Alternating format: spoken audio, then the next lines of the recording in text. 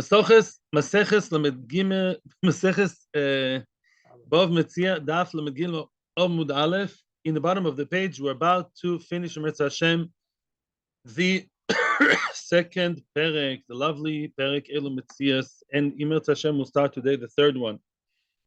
So we are in the fourth line from the bottom of the page, Lamed Gimel Amud Aleph. Tonu Rabbonon. Count 4 lines from the bottom, and you're just there. Tonu Rabbonon. Our rabbis taught. What's better to learn? Chumash, Mishnah, Gemara. What's the deal? Tonu Rabbonon. Ha'oiskin b'mikra. Those who oisek, they learn very well mikra, which is Tanakh, Torah, Nevi'im, Ksuvim, Mida ve'eina Mida. Mida, it's good up to a point, but it's not perfect. It's not really such an amazing thing to just know Chumash your entire life. Why? What do you think? The person knows Chumash is very nice, and also Novi, Ksuvim. I can see many reasons why this is far from ideal. I mean, Mida, it's good that he's learning and not, playing games online all day long, and he's learning. That's really very admirable, but it's not ideal. Okay, we're going to discuss more why later. The Mishnah, a person who learns Mishnais only, dedicates his life to learn Mishnah. Mida, v'noitlin alei sachar. It's better than the one who learns Mishnah, Mikra. It's better than the Chumash guy, noitel alei sachar, which means I assume there's also sachar on the Chumash, but the one who learns Mishnah is better than the one who learns the Chumash, because obviously Mishnah, first of all, you get more information. In other words, it's more. You compared very nicely the Chumash to a raw material, so it's a little bit more developed when you talk about Mishnah. Gemara, the one who learns Gemara, wow, Gemara, there is nothing greater than learning Gemara. What you guys are doing now, best thing a Jew can do in his life is to learn Gemara. There's no meter better than that. Explains Rashi.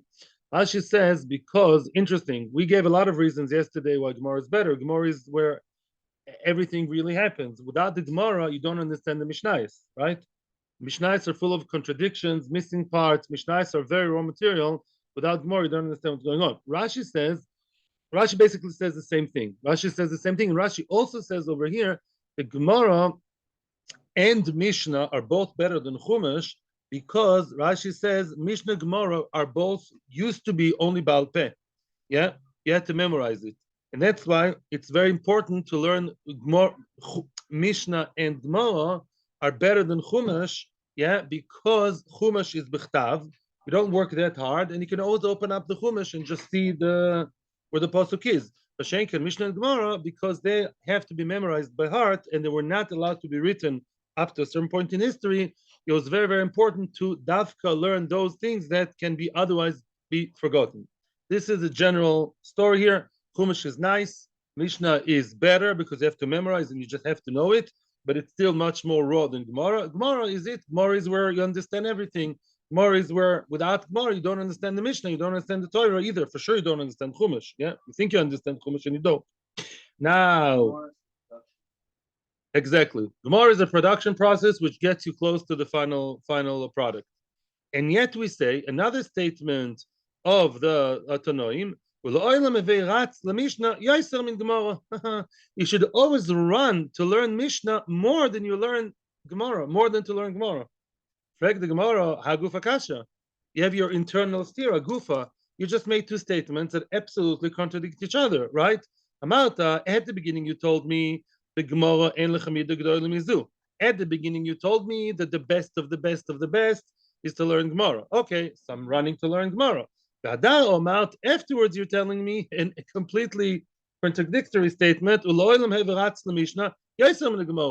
You should always run to learn Mishnah more than Gemara. So, who is the winner in the competition? Is it Mishnah or Gemara? By the way, there are many times advertisements. In the Jewish world, there's a new set of Mishnayos, a new edition of Mishnayos. So they always quote this one. I always see this line in the Mishnayos. That's like Mishnah says, best advocate in Shas. In any event, it's difficult. How do you answer? How do you understand? Amar Rabbi Yochanan explains Rabbi Yochanan and everything. We're going to see now a very important Rashi for anybody who wants to understand the Jewish religion. Amar Rabbi Yochanan, Lamed Gimel Amud Beis, Bimei Rebbe Nishnas Mishnah Zu, which means at the beginning, when we said that it's very important to learn Gemara more than anything else, that statement was made in the times of Rebbe. And we're going to see the first and rather long Rashi that explains it. I'm just translating now. In the days of Rebbe is the one who, as we all know, edited and actually compiled and got the collaboration of everybody, the cooperation of Talmidei Chachamim to what? Write the Mishnahs, right? All the material that was given orally up until Rebbe's times. So then Rebbe said, you really should run to learn what? Gemara. Gemara is it. Yeah? Shav, you know what happened then? Shav kukula alma mesnisin ve'oz l'basar Gemara. Everybody stopped, they left behind. They stopped learning Mishnah, and they only went to learn Gemara without learning Mishnah. Yeah?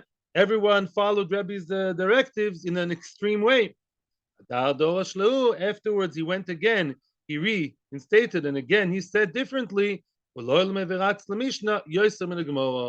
Yeah, then he balanced the first statement by saying no, he should run to Mishnah more than Gemara, which means at the end of the day, Rebbe wants us to learn both Mishnah and Gemara. So he made two statements, Mishnah and the best, and the Gemara is the best. They're both the best. So you should learn Mishnah and Gemara.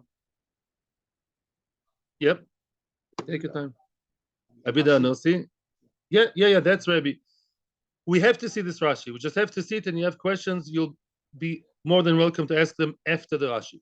We just can't miss reading this inside. This is Jewish history, Jewish philosophy, Jewish everything. Why did the Gemara say that Gemara is the best? Lefi. Listen to what the Mishnah was written. Which means Shammai and Hillel were both, schools of thought. They were always at odds with each other, right? And they were, before Rebbe, 3 generations. Rabu machloikos b'Torah. There were a lot of disagreements in Torah. V'nases kishtei Torah. Slowleinu, the Torah, because of Shammai and Hillel, with all the machloikosim, became like 2 different Torahs. And, okay, so maybe people can just argue and discuss it with each other. No. Mitoch all shibud malchus v'gzeros shegoizlin alehen. Which means at that time in history, we were under a lot of distress from the Goyim side, from the conquerors, from all the oppressors, and there were a lot of decrees and bad gzeros. Which means people didn't have the headspace, people didn't have the ability, they were so, like you can't learn during Holocaust or Inquisition, it's very, very hard. They didn't have the headspace, the peace of mind to learn properly and really understand the machloikas. I know Shammai says this, Hillel says this, and I have to run away from my house because they're going to burn it. Everything was crazy, yeah? The Torah becomes like 2 Torahs. Jewish life was very difficult, and it was a real crisis. Ad Yom of Shel Rebbe. Oh, then Rebbe came. What did Rebbe do? We all know about the friendship of Rebbe and Antoninus. Antoninus liked Rebbe. They were best friends. And then in the times of Antoninus, although he was Roman, finally, there was some kind of respite in the tzoros, in all the tribulations of Am Yisrael. And when Antoninus was around, when he was the ruler, then people were calmer, were able to sit and learn with tranquility. And then Rebbe grabbed the bull by its horns. He seized the opportunity. What did he do? The Sholach, he sent the kibbutz kol talmidei Eretz Yisrael. He gathered basically a whole group of the top Talmidei Chachamim in Eretz Yisrael, and then he said, let's now basically let's write a new sefer called Mishnayos, which sums up and not describes, and it sums up and summarizes everything that we've been learning till now. The Ad Yom of Lohim Masechtas Duos. Up until the time of Rebbe, there were no Masechtas. There was a Masechtas, Masechtas Bava Metzia, there were no Masechtas. Whenever a Talmid heard a statement from somebody greater than him, then he would learn it by heart. People would just have their statement that they know by heart. He knows the halacha of XYZ. I heard b'shem Rabbi Akiva. When all the Talmidei Chachamim got together, because you understand what went up until then, each one lived in a separate place. People couldn't travel as they wished from one place to the other. So one of them knows the statement from Rabbi Akiva about Nida. The other one knows the statement from Rabbi Yossi about Kiddushin. The whole thing was, very bitty. Yeah, each one knew just his one statement, and everything was a mess. And then what did he do? Omar, when they got together in an editorial office, Omar called Echad Mashashoma. Each one stated and quoted the statements that he heard before him. And then they started to actually analyze and put the heart, they would concentrate and explain and understand what's really going on. They would, what you know how to call it in English? They put the puzzle pieces together. That's what they did. The Mishnah is a puzzle. In other words, yeah, each one had one or two or three puzzle pieces. They would all put the puzzle pieces together. Yeah, who's right, who's wrong? Which puzzle piece is good? Which one doesn't make sense? Who do we follow? Who don't we follow? The Sidru HaMasechtos, Divrei Nezikim Levadam, Divrei Vomes Levadam, Divrei Kochim Levadam, and then they also organized it in an orderly fashion by 6 different Sdorim. The stamp, the Sosamam, Mishnah Divrei Echidim, Shor Rebbe's Divrei, Mishnah on stamp, the Kitzur, I'm reading it quickly, now basically saying the detail. Whenever Rebbe quoted an opinion without mentioning a name, an anonymous opinion means that's the halacha. Lefikach, now we got to the crescendo. Lefikach, Omer b'Gemara, that's what the Gemara says. En lechmid g'dol mizu shitnu lev letamei Mishnah, which means basically, as we're going to see now, you notice the difference between Mishnah and Gemara, and this is a big hit. I want to throw a bomb here. Mishnah and Gemara are the same. Mishnah is the bekias of the Mishnah, and Gemara is the iyun of the Mishnah. That's basically what Rashi is going to tell us in the next Rashi, which means Rebbe told him at the beginning, guys, you can't just quote and parrot, I know from Rabbi Akiva this and that. I know from Rabbi Yossi this and that. We all have to sit together and write really like the Gemara. We all say Rebbe learned the Mishnah, but in order to write the Mishnah properly, he had to basically understand what each opinion said. And understanding the Mishnah deeply, that's Gemara, as Rashi says later. So he told everyone, learn Gemara, which means understand the Mishnah as you learn. Talk to your friend. Now we can talk freely. It's, we're under Antoninus democracy, whatever. Let's now all discuss together, understand each other, and delve deep and learn in depth. And that's what he said. And then what did they do? And then everyone just learned the in-depth, the iyun. You know what happened then? I'm not reading the next Rashi. You know what happened then?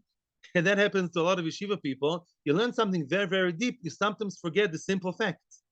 Rashi says, Lamoshel, if you just learn the lomdas and the pilpulim, the chakiras of the Mishnah, you may forget who said the statement. Or did he say at the end of the day, mutter or osir? You can get confused. So then Rebbe said, hey guys, you can't just only go deep, you also have to go wide. How did they learn in regular yeshiva? In a regular mainstream yeshiva, what do they learn? In the morning, they learn in depth. In the afternoon, they learn to cover ground. And that's how it should be. You have to have both. You have to have in-depth learning, and you have to have superficial learning, but to memorize and realize and memorize and know who said what and what. And then you know the why when you go deeper. You really need both. It's not a stira. Good? Yeah. Yes. How many times we come across where the Mishnah needs amending? Very nice. I want to talk about that, and thank you for reminding me of that. I said that to Mechavrusa yesterday, and this is something which many people don't understand. Now we understand. Actually, a big thank you to you. Many times people look, cynically, sarcastically, because the Gemara is stuck with not understanding of the Mishnah, and they'll say, no, let's add a word to the Mishnah, or let's omit a word, right? It sounds as if we're looking for an excuse. And we can't deal with the text, we fix it. No. Now you understand the Gemara does not deal with a finished product. The Gemara is the process of writing the Mishnah. In other words, if I find, let's say, something set in stone, a stone writing from 1,000 years ago, 2,000 years ago in the old city, right? I can't change it according to the way I want, yeah? That's it, that's what it is. But if I work for Lahavdil, a newspaper, and the editor and I are having a back and forth, my wife sometimes, whatever, she writes for a newspaper, how many back and forth between her and the editor? 5 times for sure. It's not a finished product yet. It's almost finished. She gives it to the editor, yeah, as almost finished, and then there's this and that and the other, right? The Mishnah is an unfinished product, which the Gemara itself is writing, so to speak, is trying to understand and figure out. Because we have some weird statement here, something does make sense here. We say, okay, you Rav Amoira, you have that statement from Atana, must be that what you have is wrong. It's not yet set in stone. We cannot do that. The Rishonim can't do that. It's not like Chas v'Sholom, Jewish religion wants to, fix everything up so it should be nice and good. You never see the Rishonim doing that. Sometimes the Rishonim also have the resources in the Gemara. It's not true, but not as much as the Gemara in the Mishnah. Way, way less, right? And also not so significant. That's the answer. The Mishnah is not a finished product when you learn the Gemara. Once you know that, your belief in Gemara, is back. It's unfinished. Look at Rashi. The Mishnah is not a finished product because Rashi here basically defines Gemara as learning Mishnah Be'iyun. Rebbe says you should learn Gemara, meaning try and figure out the statements that you learned from this Tan and that Tan. You, Mr. Amira, Rebbe was the end of the time. Could even have to understand the Mishnah deeply, and the Mishnah is still fragile. The Mishnah has this statement and the other statement, right? It's all fragmented. I would say it's not. Gemara is finished. Gemara is finished. Nice, but not the Mishnah. Yes. No, I hold the Mishnah is not a finished product. No. You see that? You see that Lamoshel, both are Gemara Lachshav B'Svoro, and then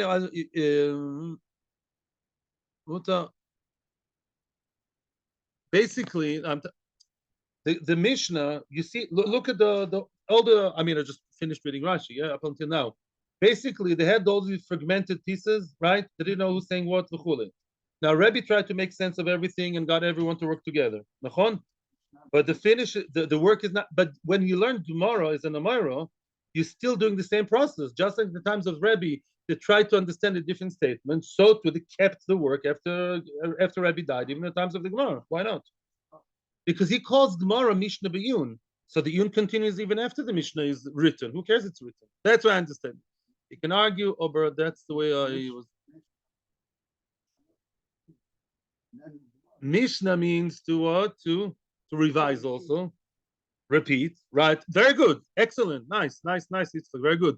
Mishnah, as is mashma from Rashi, is to repeat. And that's why Mishnahs were dafka missing parts on purpose. That's the first Shol says, by the way.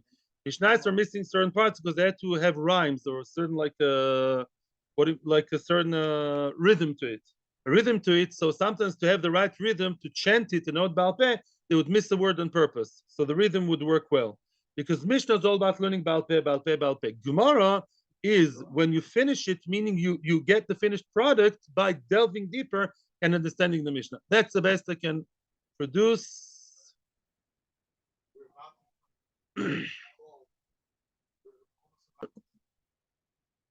My dosh. Why was it? Who told Rebbe really that it's important to learn Gemara more than Mishnah, which means to learn Mishnais Be'iyun more than Mishnais Be'Bekiyos? Who told Rebbe that? My dosh. Which drosha did he learn in the Torah? Where did he take it from? Where did he derive it from in Tanakh? The Dorish Rabbi Yehuda bar Biloi. Rabbi Yehuda bar Biloi, he darshaned, he learned the following drosha. My dichtiv, what does it mean when it says, that's a pasuk in Yeshaya? It says in the pasuk there, haged le'ami pish'am u'lebeis Yaakov chatoisom. Tell my nation, Ami, says Hashem, tell my nation their pesha. Pesha is a grave sin. U'lebeis Yaakov chatoisom. Beis Yaakov are not as much as my nation. They're the nation in general. And tell them the chet. Chet is a lesser sin. The chet is just like b'shoigeg. What does it mean? Haged le'ami pisham elu talmidei chachomim. The talmidei chachomim, they're Hashem's people. They are, Hashem's elite group. And tell them their pesha. Whatever they do is like zodoin, is like mezid. Why? Shishgogos nasas lehem tizdoinois. Why? Because if a talmid chacham makes an aver b'shoigeg and he learns, says Rashi, if he learns something in a way that is wrong, he learns something the wrong way, and then he basically does a hekesh. He derives the wrong ideas from the wrong way of learning the Gemara. He should have learned the Gemara, the Halacha, the Mishnah, whatever it is, in a better way. In our case, the Mishnah, and he misinterprets the Mishnah, right, and teaches the other people an absolutely wrong, crooked idea, and also derives wrong ideas. He compares the wrong comparisons, makes the wrong comparisons because he didn't really understand. That's why in yeshivas to learn how to learn. People don't understand. Why is it in yeshiva they spend, half a year on 5-10 dapim? Because they're not just learning material, they're learning how to learn. So later on in life, they know how to approach a piece of Gemara, a piece of Mishnah, a piece of Arachaim. You see sometimes people who haven't been through whatever, not well enough through the system, they take a piece of Arachaim, they don't understand a word. They completely make a hodgepodge of a perush in the Chumash. I've seen it more than once. So basically the idea is a Talmid Chacham that makes the mistake of not learning as well as he should have, then his mistake is tantamount to Zodoin, to as if he's doing it on purpose. He should have known better, and his chet is like mazid, is like on purpose. But Bis Yaakov chatoisav, who's Bis Yaakov? Elu amei haaretz. Amei haaretz miskinim. What do they know? The person amei haaretz doesn't know much. Sometimes he goes to ask the rabbi. Sometimes he goes to a shiur. He doesn't know any better. He has no approach. He doesn't have any access to Torah. He should have, but he doesn't. And therefore, the amei haaretz shizdoinus nasas lem kishgogois. The zodoin to him is a kishgogo. The amei haaretz who follows the Talmid Chacham and he doesn't understand. So ki'ilu zodoin bahim. That's a shgogo. Because really it comes from misunderstanding the whole system. Yeah, his mistake is it's not his fault. And this is what it says in the Mishnah in Avos. You have to be very careful when you learn Torah, and Talmud here means Gemara, yeah, because Shishigagas Talmud oilo zodoin. Yeah, says Rashi again. Talmud says Rashi beGemara shiteut stame mishnayos. Yeah. In other words, when we learn Gemara, which is what? The explanation of the Mishnah, yeah? If you hear something of Mishnah from your Rav, be careful and make sure and ask him for the reason. Ask, don't let him do the North Korea, yeah? Ask why, what, ask to understand better. This year is B'tias. In any event, we see one thing. We see they can't just learn things superficially and just parrot and just revise. Says Rabbi Yehuda Anosi, based on that drosha, you have to know what you learn very well. Otherwise, it's a pesha, it's a crime, it's like mazid. Yeah. Okay, the way I understand it, review the Moshe, I mean, you can argue with me, but the way I understand it is the Gemara, we are still in the process of understanding what's going on in the Mishnah, right? So if the Mishnah has missing parts, it's okay, because the Mishnah is yet to be understood. Just like it can be understood in different ways, it can also be edited in different ways. That's why I understand it. Especially, Rabbi Yehuda, because we see many times Amoraim quoted in the Gemara, and they quote Brises, right? So we basically bring stuff in the times of the Gemara from Brises that were written in the times of the Mishnah. Okay? In other words, so we're still, in the times of the Gemara, still dealing historically with the Mishnah's times and the text of the Mishnah, trying to understand and figure out what's going on. After the Gemara is, I like what you say, it's very much, it's nice Chiddush. Gemara is like Gemara, it's not the Pashup Shab, it's nice. Is the finished product is the Gemara. After you close the Gemara, the sugya is over, then you can't just reinterpret the Mishnah again. The Gemara is out, then the Mishnah became a done deal. On a similar subject, he now comes and brings us a drasha. Yeah, we have to be very apolitical when we read the following statement. What does Rabbi say? What does it mean when it says, you know what I'm going to do now? I'm going to read the entire pasuk and then see how the Gemara breaks it down. You can look at it in the Torah, or if you have it in the corner of your Gemara on the side, the pasuk again in Ishaya. Ishaya is talking to the Talmidei Chachomim, and he tells them, "Shimut v'Hashem hacharedim el dvoroi." Listen to the word of Hashem, you haredim. Those who haredim el dvor, those who care about what Hashem says, those who tremble from the word of Hashem. Amu acheichem, sonechem, and adechem. Your brothers, those who hate you, those who minadechem, those who treat you like nida, that ostracize you. There are a lot of people in the nation who don't like Talmidei Chachomim / Haredim. I don't know if you noticed, yeah. Leman shmi yichbad Hashem. Leman shmi yichbad Hashem. Somebody in the post. In future, 1 second. Thank you, Zoom. Says the Novi. I'm sorry for the interruption. Yeah, we will see in your joy, we will see you being joyous, we'll be happy with you, it sounds like, and they will be ashamed. What's going on over here? The Gemara explains. And we're also going to see Tosfos today and then start the new Perek. What does it mean when it says, who are the people who are Charedi Dvar Hashem? Not somebody with a shtreimel or a black kippah, and not somebody who votes for the party. What's Charedi El Dvar? Elo Talmidei Chachamim. People Talmidei Chachamim. Talmidei Chachamim, they're the ones. The real Talmid Chacham is the person who fears Hashem, not somebody who just knows Gemara, right? Talmidei Chachamim. And what does the Novi have to tell them about the other sectors of society? Amru Acheichem. Who are the brothers of the Talmidei Chachamim? Elo Balei Mikra. There are those who learn Mikra, those who learn Tanakh. Those who learn Tanakh have some kind of affinity with the people who learn the Gemara, yeah, which are the Talmidei Chachamim. Sonechem elu Baalei Mishna. The Baalei Mishna, those who learn Mishnah and only Mishnah, they hate the Talmidei Chachamim more than those who learn Chumash. Why? Those who learn Mishnah are more knowledgeable, right? But the Maisa says Rashi says that it says in the Gemara and other places that people who learn Mishnah and they paskin based on the Mishnah, that's Mevala Oilom, and other places Shoyte Rosho. People who learn Mishnayos and they paskin based on Mishnayos. What is that like? With a nice where is he? The analogy made by our friend here. It's like eating. My son sometimes does it. It's like eating raw dough. It's like eating. If you paskin by a Mishnah, you take raw material and you use it. Yeah, I'm gonna eat raw dough, raw yeast. Ugh. Yeah, you don't do that if you're a normal person above the age of 5, right? So Mimela, those who paskin by Mishnayos, those semi-Talmidei Chachomim, yeah. So then I have such a soapbox to stand on. I'm censoring a lot of things that I have to say now. But there are such people today. They learn a Mishnah here, something there, and they paskin by that. Says the Gemara, these people, it's terrible. They're mevaila oilam. They destroy the world. And because the Bible and Mishna know that we, Gemara students, we view them in such a derogatory way as we should. Mimela, they hate us back. So the Mishnahis people, they hate those who know more than them. They hate those because they hate those who are more knowledgeable and look down at them. So they really hate the Baalei Mishnah, hate the Baalei Gemara.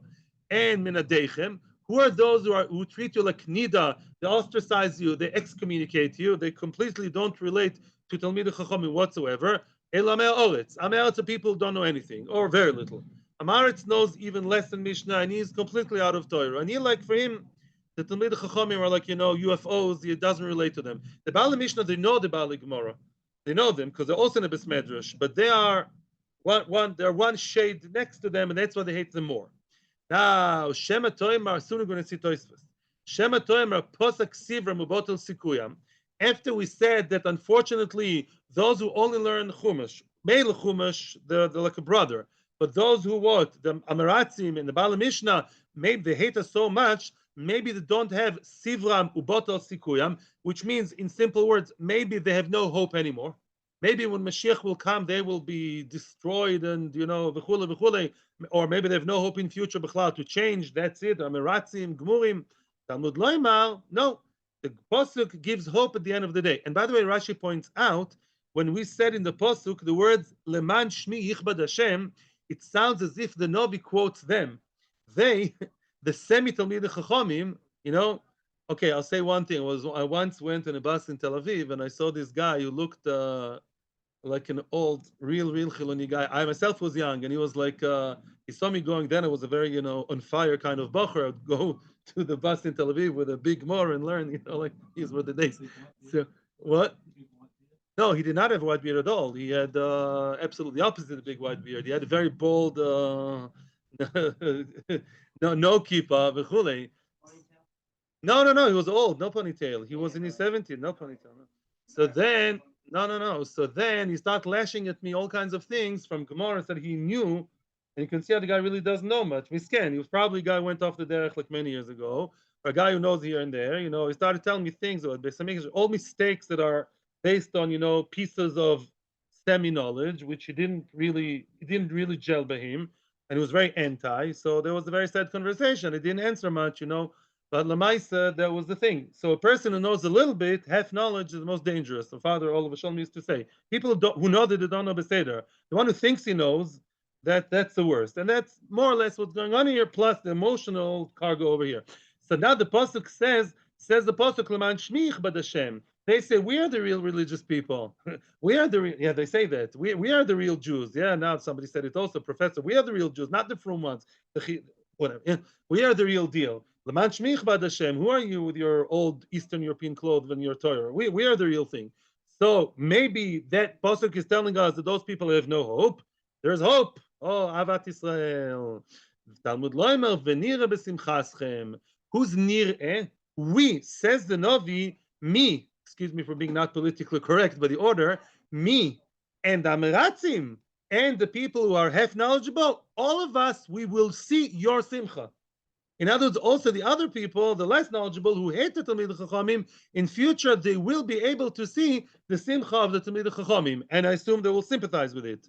Shema Toimar, maybe you can read the pasuk differently. Shema Toimar Yisrael Yevoishu, but the pasuk does say at the end, Heim Yevoshu. The pasuk does talk about some kind of they who will be ashamed at the end of the days. Who are they? Are they the Jews? Are they the not so knowledgeable Jews? Talmud Loimer v'hem yevoishu. Who's they? That's not us, chas v'shalom. Every yid is a kodesh kadoshim. Every yid is a tzaddik. You know who's they who will be in shame? The idol worshippers. Yeah, the idol worshippers, they will be a voishu. Yeah, they'll be ashamed of the shtuyot, but all of us Israel will rejoice together, and even the Amaratzim will also, what would they do? They'll be happy together with Talmidei Chachamim.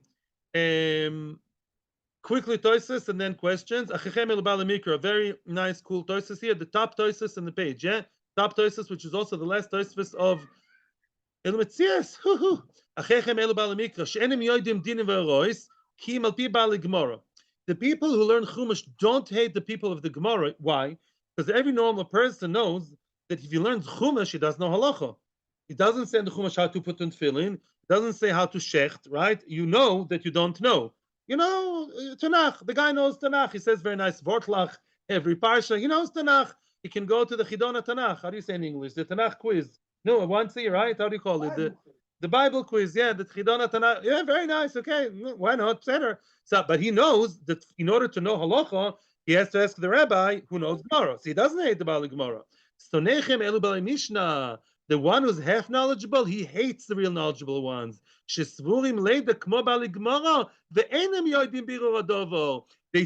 they know like the Bali Gemara, but they don't. Yeah, they think they know, but they don't. Ameratzim just hate you, stam. They just hate the frumies. They hate the Talmidei Chachamim. Why are they sitting on the bench all day? Why do we give them money? V'chule. V'shem atomer ovet tzivran. All of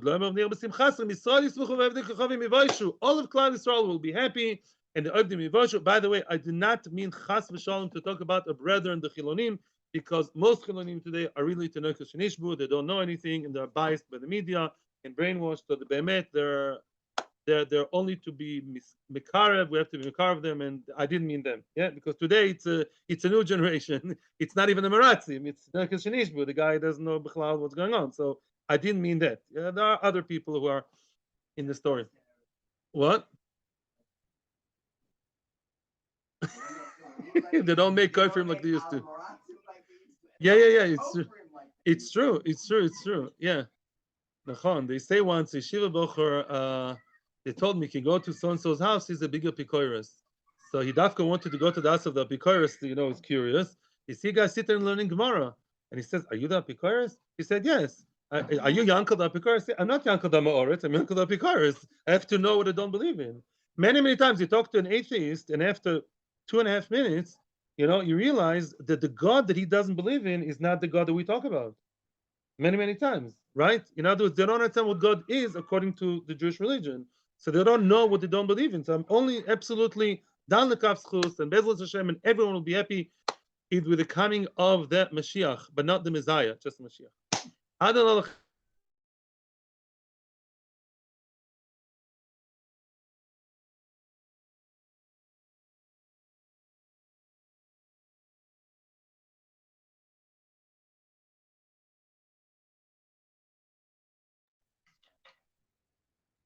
Yeah. Okay. In Spain, there was there's a name is Israel. Some Spanish people call the children Israel. Yeah, I know. Maybe from the Bible. I don't know. Yeah, are we ready for the third Perek? Yes, fine. Let's go. Yes? I'm just going to say. Yeah, you can make comments now before we go into the next Perek. Some people haven't got the. Be'ezras Hashem, Adon al-Chelu Metzias. I bought a cake, by the way. Seriously, a cake in the kitchen is in honor of the Siyum. Yeah, unless it's finished already. Says the Mishnah, the new Perek talks about a Shomer. We all know about the Arbos Shomerin. Yeah, everybody, anybody wants to tell me the Arbos Shomerin, we all know who they are. There is Shomer Chinam, right? The one who's given the item and he's looking after the item for free. And then you have the Shomer Socher, he does it for money, right? And therefore his obligation is higher, right? There's the Soicher, which is questionable. Soicher is the person who rented it. He uses it, but he pays for the use. So it's either Chinam or Socher, Machloikes.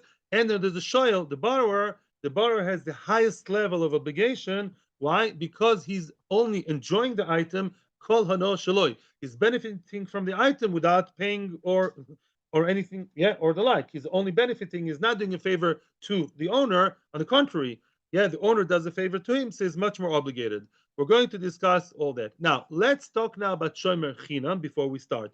The shomer chinam, we have to have this chart in our minds, Baal Peh, very, very well. Basically, the shomer chinam is a person who's looking after something for free. He's a volunteer. He's doing you a favor by looking after your, I don't know, $1,000, cutlery, cow, dog, cat, whatever. He looks after them for free, and therefore his level of obligation is the lowest. What does that mean? What kind of mishap that happened he has to pay for? Pshia. What does pshia mean? Being negligent. He was mamish. Again, we're not going to the very fine details yet. Let's say the person was mamish negligent. He's supposed to look after your dog, whatever. Now he was in the park. The dog was unleashed, and he was shakua in the Heilige smartphone. The dog was running around completely. It was pasha. Then he has to pay for the fact that the dog ran away. Yeah, that's a 2022 kind of story, right? Now, what about if the item was gneva v'aveda? It was stolen or lost, not because of mamish negligence. He looked after it decently, middle of the run of the mill, middle of the road, normal shmira, which you expect from a volunteer who doesn't get paid, and yet it was nigna v'nevad, stolen or lost, then he does not have to pay. Well, the shomer socher would have to pay for that. The shomer chinam does not have to pay. What happened? But what's the highest level of obligation? Oinsin. Struck by lightning, bandits came and stole it. Absolutely, people came with gun at his end. Avada, such a situation, nobody has to pay. Leave shoyl alone. I'm not talking about shoyl now. Shomer chinam, of course, kol shekin v'kol shekin. The shomer chinam does not have to pay for that. The shomer chinam only has to pay for pshia, for negligence, not for gneva v'aveda. Very nice. What happened before we start the Mishnah? What happened when a person steals from anybody in a way that he stole not as a gazlan but as a ganav? But the common graduates should know those terms. Yeah, he sneaked in the middle of the He sneaked in the middle of the night. Yeah, like a real coward. He's only scared of people and not scared of Hashem, right? And then he stole the item. How much does he have to pay? He stole 1,000 shekels item. Now he has to pay. Anybody? 2,000. Careful, double. Very nice. Now let's start the Mishnah. A person deposited by his friend behema, an animal or kelim, vessels. Yeah. Now let's assume now that it's shomer chinam. Okay. The Mishnah bepashtus deals with the person who got it and is looking after it for free.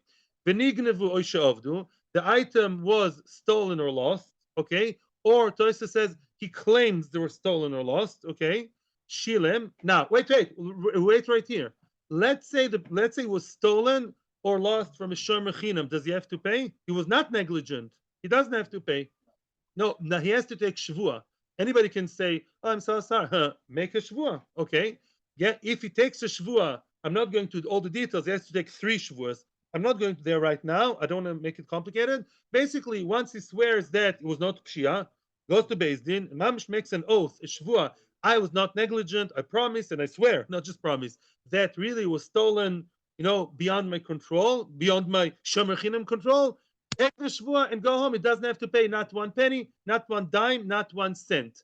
However, this guy is nice. Look what this guy does. Shilem v'lo rotza lishova. Oh, that shomer chinam is being a real good boy. He goes out of his way for whichever reason, and he says, you know what? Although I don't really have to pay you because it's gneva v'aveda, it's a middle level which I don't have to pay for, I'm still paying you instead of shvua. Maybe he's scared of being nishba. Some people don't take a shvua even though they know that they're right. Shvua is a very scary thing. Or maybe he wants to be super. I don't know why he does it actually. At the moment, we don't even care about that. Lamaisa, he gave cash to the owner instead of justifiably, and he's not a liar, by the way. It's true that that's what happened. In this case, it's one of the rare cases where we know what happened behind the scenes. He's right. He was really gneva v'aveda, and he's really potter. He's really potter. We're going to discuss the case of a potential liar later. Right now, the Mishnah, the guy is right. He really doesn't have to pay. And he's paying, so to speak, what do you call it? Not guilty conscience. No, I don't want to call it. He's paying whatever, fear of shvua, whatever. He's paying beyond lifnim mishul sadin. I could say even. Then what happens? Continues the Mishnah to explain what I told you. We already know. We know from previous places that a shomer chinam can swear and get out of it. Swear what?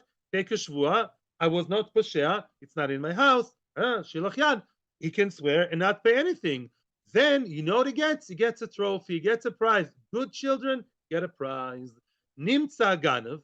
Let's say now the ganav, it was really stolen. He's right. He's not lying. The ganav was found. Police, they actually work. Yeah, Nimtza ganav. The ganav was found. The ganav that really stole the item of Reuven that was stole from the house of Shimon the Shomer Chinam. Then Mishal Teshlume Kefel, he has to pay double, has to pay Kefel. By the way, it's a Chiddush, right? Because we said Gunav Mi Beis Saish. Remember, there's a Chiddush, even though he didn't steal from the actual person's house, the owner, he stole from his emissary, from his, embassy. But the Shomer Chinam, he still has to pay Kefel. Tova Chumocha, what happens if it's a Tova Chumocha of what? Of Sho Oseh, sheep or bull, a cow, and he either slaughtered them or sold them on. 4 for the sheep, 5 for the cow. Lemi mishalem, who does he have to pay? Listen to this. Lemisha pikodon etzloi. Now, when found, all the extra payments, the double, and sometimes even 3 or 4 more, yeah, who gets that compensation money, the knas money? Who? The shomer. The shomer gets it. When the shomer obligated himself, or as some opinions, when he paid for the actual item that he didn't have to, he bought, so to speak, the rights over getting the fines from the Ganav. And how do we know that? We'll see it later. Chachamim, basically, according to the Ritva, assessed that that's what's in the mind of the owner. We all know the famous pasuk, it's better to have 1 bird in the hand than 2 in the bush, right? So therefore, the owner is very happy to get let's say the car was worth, 5,000. He gets 5,000 cash and goes home. It's much better for the owner rather than hearing a shvua and going home empty-handed and knowing, but maybe one day they'll find the ganav, then he'll get 10,000. Yeah? No, the Bailim prefers, he's happy that he got the cash now, cash in hand, right? And therefore he's willing to basically sell the rights of the compensation money of the Kefal Bava Chamisha to the good boy, the shomer, who paid him, although he didn't have to pay him. That's Begadol. Yeah, no questions, because we're really just at the beginning. Nishba veloy rotza l'shalim. Let's say the guy goes by the letter of the law. Who's the guy? The shomer. Swore, and he's emes. He's a real guy. Nishba, no, I don't want to pay. Why should I pay? I swear that it's not pshia. I was never sholech yad. I never touched it in a bad way. It's not in my house, and I don't pay. I go scot-free, and that's absolutely legally fine. But then you lost the trophy, you lost the candy. Ooh, you, Mr. Shomer. Nimtza ganav. If we find the ganav later on, the ganav pays the shlume double the amount, not 1,000 but 2,000. If he shechted or sold on the cow or the sheep, he pays, besides the kefil, 2 or 3 times more. But then who did he pay to? To the owner of the item, of course. If the shomer went by the letter of the law, which is absolutely fine, but he didn't go beyond, above and beyond, he didn't, pay for what he didn't have to pay, then it's regular case. And then who gets the payment? The Baal Pikod and the owner. What's the Chiddush? The Gemara has Diukim. That's basically the structure. Yeah, let's go into the Gemara now. Okay. Frack the Gemara. Now the Gemara is asking a question. We just said that the Gemara is a way to understand the Mishnah. Oh, the Gemara asks the question of the Mishnah. Why did the Mishnah choose both examples? A person was mafki, deposited by his friend behema, an animal, and kalim, both, right? Why do we have to mention both? Srichi, says the Gemara, we have to mention both. Why? The itana behema, had the Mishnah only given me the example of an animal, hava amina, I would have thought, behema, when a person voluntarily looked after a behema, after an animal, I'm laughing and soon you'll know why, hu demakni lekfela, when a person looked after my animal, you tell me, what's easier? To look after, some forks and knives in the corner, or to look after a dog or a parrot? We once had a parrot for Pesach, never again. Yeah? Somebody deposited us their parrot. Oh, yeah? Or dogs or cats or mice or cockroaches, whatever the pet may be. Obviously, it's harder to look after a behema. So one would say, listen, you know why it is, I'm stopping mid-sentence on purpose, you know why it is that Mr. Owner is so generous and happy to give you, Mr. Shomer, all the good money that may come later, all the doubles and all the fines. You know why? Mishum denafish tircha. It's difficult. It's tircha. It's exertion. It's hard work. It's a hassle. La'ayulu la'puka, to take it in and out. You know, the dog. You know, walking the dog. You know, for people who own dogs. Shem Yazol. I know one of the chores is like to walk the dog, right? It's a whole thing, you know. So to start walking and feeding and all that, it's hard work. So what? Yeah. So so then I would say maybe a person, only an owner, is only happy to pay the shomer and give him all the extras as an accumulation of two things. You looked after my animal up until now. That was really hard. Wow, that's so nice of you. Plus, you went beyond your call and you paid for that you didn't have to pay. Oh, now, whatever is going to happen with the ganav is going to give us double. You take the double. Aval kelim delo nafish tirchayu.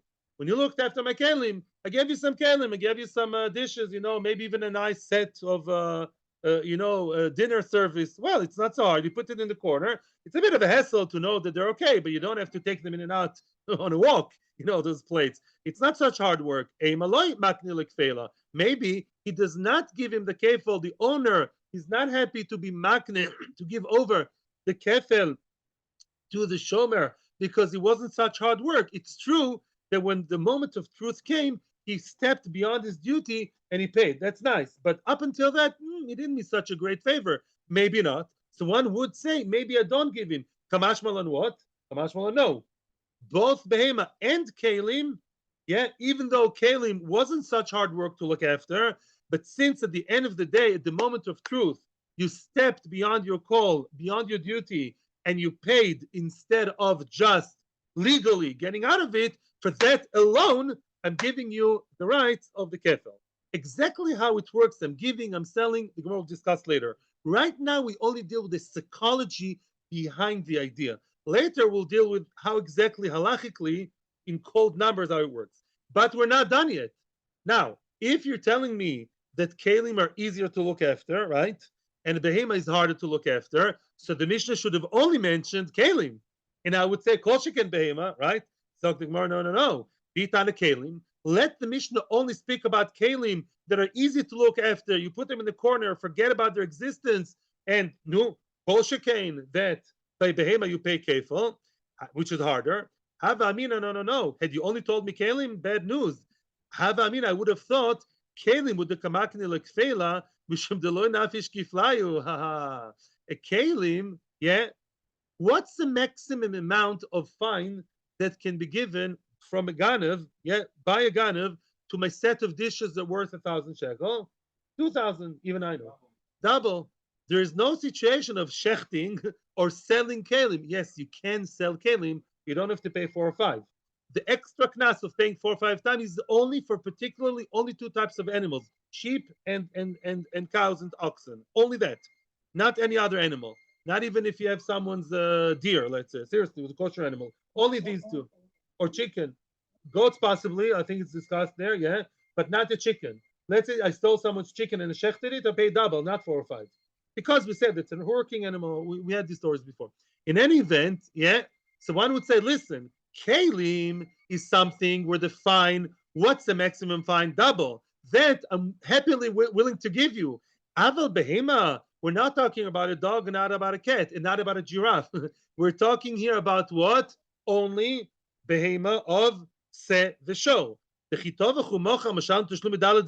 Ooh, there's much more at stake here. I would say, wait a second, 4 and 5 times to give that much to Mr. Nice Guy? Maybe I don't give him the double because their double can be 5 times more, which means here the psychology is in a completely different direction. One would say as follows: listen, Mr. Nice Guy, you're so nice. I'm so happy you gave me, yeah, my let's say my bull or my sheep were stolen. And you, instead of taking shvua and getting rid of me, you paid. So nice of you. Nice guy. But to give you 4 or 5 times, that much, mapitom, that much more, I'm not willing to lose. I would have said, says the owner in his head. Kamash malan tzricha. Therefore, both cases are necessary. Both cases of both kalim and behema both have the pro and the con, yeah, where one would or wouldn't give that prize, that trophy, so to speak, of selling him the rights over the kefel and arba v'chamisha. And in both cases, we say yes. The mere fact you're so nice, so good, and you gave me straight away, boom, boom, cash in hand now, instead of going through the whole legal story, and you get off the hook, which you could have easily, yeah. In honor of that, so to speak, I'm thinking balabatishli. In honor of that, you really now get anything. You get kefel and dalet vei. If and when the thief was not yet found, if and yet the thief will be found, then you got the rights over that extra money, the extra fine that he has, that he's going to give us. It's going to come to you, Mr. Shomer, and not to me, Mr. Owner. That's the structure here. Now, okay, I want to continue. Okay, a little one, but not more. There's more at stake here than the ball. Okay, Maskifla, fine. Maskifla, Rami Barchomo. Weiter, sheket. Maskifla Rami Barchomo. This is something, a big rule in Gemara, and I'm going to share with you a beautiful ritva here. Before we continue, we have 3 minutes. Before we continue to the next step, my question to Mecharusa was, this is all very nice ideas, you know, it makes sense to me that some people would like to show the gratitude, you know, and, you know, you're so nice to me, you didn't drag me through the court and, you know, just got rid of the money and not pay me the money, and you came up front with the money, which you didn't have to. Such a nice guy. In return, yeah, I give you the kefil the other day. But how does it halachically work? And who does that? Did Chazal decide that I have to do it? Or did Chazal read people's minds and they said that's what people probably want to do, and therefore we establish it? How does it actually work in halacha? Again, how does that amorphous idea, how does that nebulous idea actually translate into hard, real core, hardcore halacha? So in order to understand that, we're going to see the next piece. Maskif la Rami Bar Chama. Rami Bar Chama attacks the previous statement. And here we have a machlokes showing him what did he attack. We're going to explain everything. Rami Bar Chama is attacking someone. I don't like the word challenge. He attacked. Frekt Rami Bar Chama, va'ein od makne dovel shelo bo la'olam? Question mark. Question mark. With that, we're going to finish after I'm giving you the iyun explanation. Today we'll learn iyun. Rami Bar Chama asks the question, listen, it's all very nice that you want to give him, and you want to give him such a nice guy, cutie, beauty. At the end of the day, how can the person, meaning the owner of the animal or the dishes or whoever, can be makne, can sell you, literally, the kefel, which didn't come to the world? The kefel is not there yet. Where is the ganav? We don't know. The police is searching. The ganav didn't come, may never come, right? And therefore, that kefel is an absolutely nebulous, up in there, castle in the air. How can he sell something that did not yet come to the world? Yeah, it's not like the ganav was caught and the ganav is asking, okay, who should have paid the kefil to? No, the ganav may be in Ramallah, the ganav maybe ran away to Timbuktu, and maybe the kefil will never come, right? As the Gemara is going to elaborate. The question is, when Rami Bar Chama attacked, who did he attack? Says Rashi, he attacked, you know who? The Mishnah. Wow. Rami Bar Chama, the Amoira, is attacking the Mishnah. How can the Mishnah tell me, how can the Mishnah tell me that the kefel, which is not yet, which is an beitza shel onolda, we call it in Gemara, an egg that wasn't yet laid. It's a castle in the air. How do you say in English? Brooklyn Bridge, right? A castle in the air. It's something never even morphed. Yeah, can I sell the Brooklyn Bridge? No, yeah. So Mimela, how can the Mishnah say such a thing? The Rishonim are very angry with Rashi. Ritva is one of them. Says the Ritva, and Amora is never maskif a Mishnah, right? And the Mora is never ever, maskif is to attack. I don't like the CH word, yeah? It's an attack. How can an Mora attack a Mishnah? There's no such thing. You know who did Rami Bar Chama speak against? The previous statement of the Gemara. And it goes as follows. Now listen to the beautiful words of the Ritva. It says like this. Had we only have the Mishnah, then Rami Bar Chama would have kept quiet. You know why? Because the Mishnah sounds as if, who established this idea? Who invented this idea? Who said that every person who gets cash in hand right away is willing to waiver his rights, and relinquish and give it to the shomer? Who said it's true? If we only learn the Mishnah, you have to go. It's a little bit deeper. Put your thinking caps on, and then you can go home. If it was just at the Konas Chazal decided, Chazal, I'm not dealing with Chazal. I'm not messing up with them. HBH. Hefker Beis Din Hefker. Which means if Beis Din want a person to be making the Dover Shelo B'Olam, I'm keeping quiet. I'm an Amora. Who am I to talk, right? But that's not the case. Once the Gemara told me that the person is happy to give, you remember what was the Gemara up until now? Psychology. We were reading the psychology where X-ray shrink who reads what's going in the person's mind, right? Yeah, here we worked hard. Here we didn't work hard. You're not saying Chazal established it. You say that Chazal assumed that that's what people think. Chazal basically said, unless you state otherwise, we are doing what's called anansa hadi. We assume, sometimes Chazal are universal psychologists, and they say that's how people think.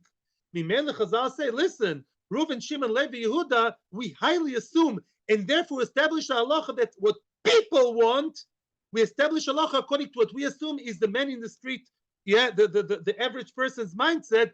On that attacks Rami Bar Chama. Says Rami Bar Chama, you're telling me it's Tom, Dick, and Harry are doing the kinyan, not Chazal. How can they do Dover Shelo B'Olam? They can't. If it's just an agreement between me and Yitzchok, me and parents, me and you, we can't just do Dover Shelo B'Olam. It's not Hefker Beis Din Hefker. It's not Chazal came and imposed it. It's Chazal are reading our minds, and they say that's what probably people want to do. They want to sell the kefil in return of the cash in hand. I want to have one bird in the hands, then two in the bush. Nice. But that's you assuming people think that way. I'm okay with that. Chazal are the best psychologists. But if you say it's really an unverbal kinyan between me and you, and it's not Hefker Beis Din, then Mechites is Dover Shelo B'Olam. I can't make my own personal kinyan and sell Yitzchak the house I will buy in Netanya in 10 years. No such thing. That's what the Gemara is asking the question. Ritva is the man. I don't know. Brachas Daled Amud Aleph is my favorite page in Shas. Right at the start, it says Lamed L'Shon Chalomer Eini Yodea. We learned it in Yeshiva 30-something years ago. My memory is not that good. I'm sorry, and I don't remember. I'm sure there's an explanation for Rashi, and we don't know the explanation. Goodbye, everybody. There are many answers regarding the Dover Shelo B'Olam. Thank you very much.